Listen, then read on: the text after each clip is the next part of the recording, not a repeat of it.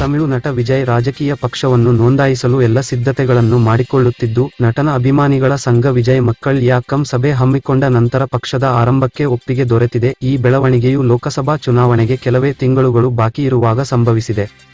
ಚೆನ್ನೈನಲ್ಲಿ ಗುರುವಾರ ಪಕ್ಷದ ಸಭೆ ನಡೆದಿದ್ದು, ತಮಿಳು ನಟ ಪಕ್ಷವನ್ನು ನೋಂದಾಯಿಸಲು ಅರ್ಜಿ ಸಲ್ಲಿಸಲಾಗಿದೆ ಎಂದು ಮೂಲಗಳು ಅಧಿಕೃತಗೊಳಿಸಿವೆ. ಅಧ್ಯಕ್ಷರಾಗಿ ವಿಜಯ್ ಹೆಸರಿಸುವುದು ಹಾಗೂ ಪಕ್ಷದ ಕಾನೂನು ಕಟ್ಟಳೆಗಳನ್ನು ಸಿದ್ಧಪಡಿಸಲಾಗುತ್ತಿದೆ.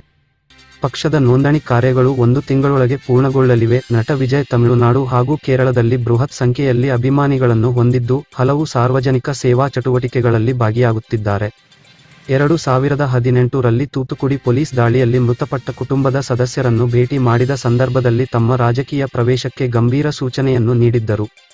ನಂತರದಲ್ಲಿ ವಿಜಯ್ ಅಭಿಮಾನಿಗಳ ಸಂಘ ವಿಜಯ್ ಮಕ್ಕಳ್ ಇಯಕ್ಕಂ ಹಲವು ರಾಜಕೀಯ ಕಾರ್ಯಕ್ರಮಗಳಲ್ಲಿ ಸಕ್ರಿಯವಾಗಿದೆ ಹಾಗೂ ತಮಿಳುನಾಡು ಸ್ಥಳೀಯ ಲೋಕಸಭಾ ಚುನಾವಣೆಯಲ್ಲಿಯೂ ಸ್ಪರ್ಧಿಸುತ್ತಿದೆ. ಡಿಸೆಂಬರ್ನಲ್ಲಿ ತಮಿಳುನಾಡಿನಲ್ಲಿ ತೀವ್ರ ಪ್ರವಾಹ ಉಂಟಾದಾಗ ಪ್ರವಾಹ ಪೀಡಿತ ಜಿಲ್ಲೆಗಳಿಗೆ ಭೇಟಿ ನೀಡಿ ತೊಂದರೆಗೀಡಾದ ಜನರಿಗೆ ಪರಿಹಾರವನ್ನು ವಿತರಿಸಿದ್ದರು. ಈ ಮೊದಲು ವಿಜಯ್ 2026 ರಲ್ಲಿ ರಾಜಕೀಯ ಪ್ರವೇಶಿಸುವುದಾಗಿ ಸೂಚನೆ ನೀಡಿದ್ದರು. ಆದಾಗ್ಯೂ ನಟನ ಅಭಿಮಾನಿಗಳು ಶೀಘ್ರವಾಗಿ ಪಕ್ಷವನ್ನು ನೋಂದಾಯಿಸುವಂತೆ ನಟನಿಗೆ ಒತ್ತಾಯಿಸಿದ್ದರು.